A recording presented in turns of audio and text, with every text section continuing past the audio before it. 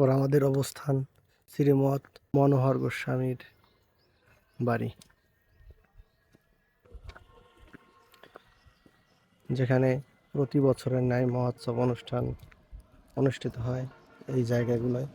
কিন্তু এই জায়গাগুলোতে এখন প্রচুর পরিমাণে সবজি চাষ করে, যার লভ্যাংশ এখানে অনুষ্ঠানে জন্য ব্যয় করা হয়।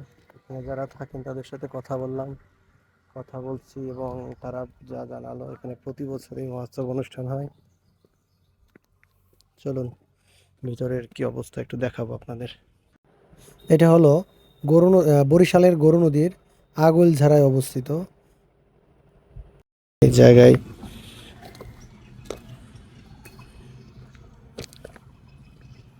জায়গাগুলো খুবই সুন্দর এবং চারিদিকেই সবজির চাষ করে, যাতে যে অংশটা লাভের যে অংশ,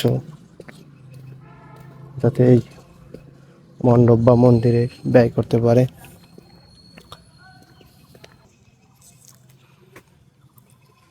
বাইরে থেকে অনেক সুন্দর দেখা যায় জায়গাটা।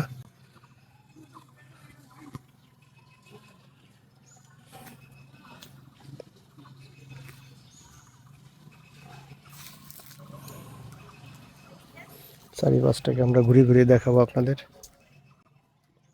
এই জায়গাগুলো মহোৎসব অনুষ্ঠান হয় এবং জায়গাগুলোতে অনেক দূর দূরান্ত থেকে মানুষজন আসে, কীর্তন করে। এটা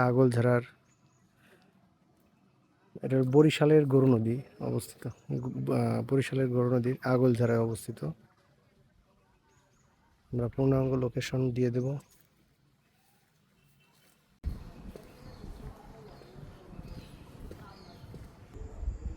হ্যালো, শ্রীমৎ মনাই পাগল তীর্থধাম।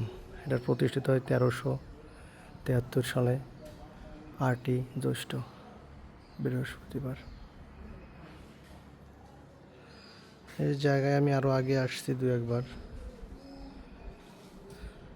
এখানে প্রতি বছর 13ই জ্যৈষ্ঠ ওই দিনটিতেই মৎস্য অনুষ্ঠিত হয়।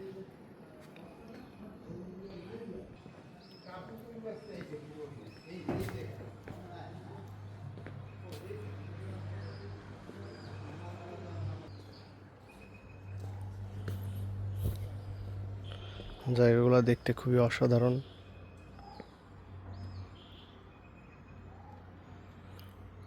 সম্ভবত এই জায়গাটায় মনাই পাগলের সমাধি পুষ্পস্থাপন করা হয়েছিল।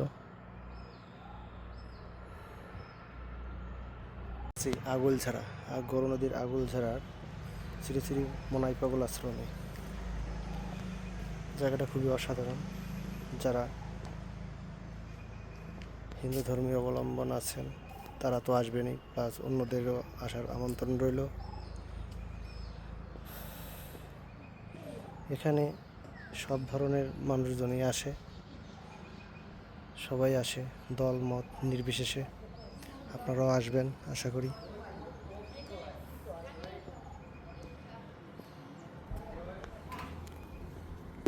এখানে ওনার আবির্ভাব হইল মাঘী পূর্ণিমায়। আচ্ছা আচ্ছা। আর দ্বিতীয় অনুষ্ঠান হইল ওই নববর্ষে পয়লা বৈশাখ। আচ্ছা। আর তৃতীয় অনুষ্ঠান হইল এই যে আজকে হইল আপনার মঙ্গলবার, হ্যাঁ। কালকে বুধবার, বৃহস্পতিবার 28শে জ্যৈষ্ঠ ওনার ওই তিরোধান অনুষ্ঠান। আচ্ছা। আর ঝুলানে অনুষ্ঠান। আচ্ছা। ওই যে ভাদ্র মাসের ঝুলানের অনুষ্ঠান। হ্যাঁ হ্যাঁ হ্যাঁ। আচ্ছা, এটা প্রতি বছর মোটামুটি প্রতি বছরই তো হয়? হ্যাঁ। আচ্ছা বন্ধুরা, শুনলেন এখানে একজন গরিবান ব্যক্তি, তার সাথে দেখা হলো এবং সেই জায়গা সম্বন্ধে কিছু বলল। যদি আপনাদের কারো ভালো লাগে অবশ্যই আসবেন এবং দেখা করবেন। সবাইকে আসার আমন্ত্রণ জানিয়ে এই আজকের মতো শেষ করছি। অনেক